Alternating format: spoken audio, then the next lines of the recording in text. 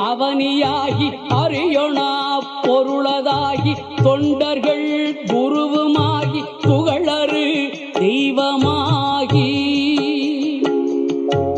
எண்திசை போற்ற நின்ற என்னருள்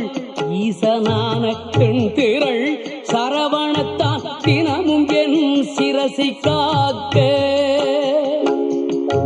அண்டமாய் அவனியாகி அறியொணா பொருளதாகி தொண்டர்கள் குருவுமாகி புகழறு தெய்வமாகி எண்திசை போற்ற நின்ற என்னருள் ஈசனான தென்திரள் சரவணத்தான் தினமும் என் சிரசை காக்க